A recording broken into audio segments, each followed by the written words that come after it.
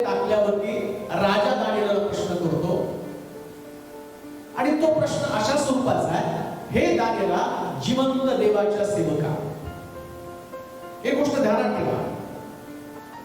आम्ही नेहमी लोकांना सांगतो की आमचा देव जिवंत आहे, परंतु देव जिवंत आहे तर त्याच्या सेवकानं पहिल्यांदा ही गोष्ट लक्षात ठेवली पाहिजे लोकांना सांगण्याच्या अगोदर की माझा देव जिवंत आहे.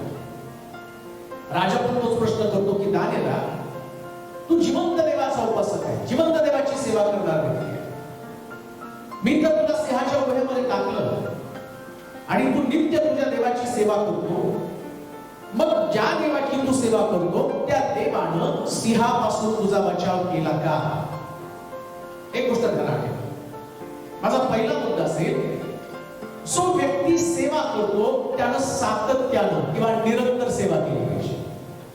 कधीतरी मनात आलं, लहर फिरली म्हणजे त्याने सेवा केली, कधी त्याचा मूड नाही, त्याचा मूड ऑफ झाला, कधी तो निराश झाला, कधी तो दुखावला गेला, मला कोणीतरी असं म्हटलं, मला कोणीतरी तसं म्हटलं, माझा कोणीतरी अपमान केला, चर्चमध्ये माझी कोणी दखल घेत नाही. मुळामध्ये तुम्ही दखल घेण्यासाठी सेवा नाही करायची, आणि सेवा कोणा व्यक्तीची करत नाही, सेवा जिवंत देवाची करत राहा.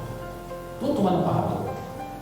आणि जो व्यक्ती सेवा करतो ना, बायबल सांगतं देव त्याला त्या सिंहाच्या उपद्रवापासून वाचवतो. सेवा साधी गोष्ट नाहीये.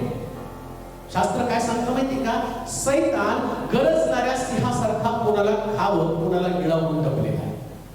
जे लोक देवाची सेवा करतात ना, सिंह म्हणजे तो सैतान उपद्रव देण्याचं काम करणार. सगळ्यात चांगली गोष्ट कोणती माहिती का?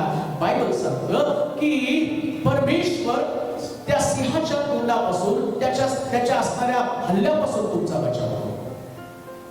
पण मूळ मुद्दा काय? तुम्ही सेवा करता कधी?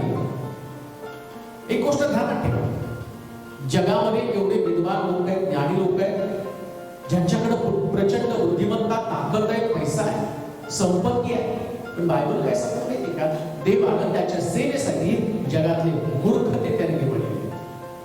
येशू ख्रिस्ताचा यरुशलेमेमध्ये प्रवेश करत असताना हवळ्याच्या रविवारी आम्ही पाहतो, तो शिष्याना त्याने सांगितलं, समोरच्या गावामध्ये जा आणि चौकात बांधलेलं गाढव सोडून आणा, का मला त्या गाढवावरती स्वार होऊन यरुशलेमेमध्ये प्रवेश करा.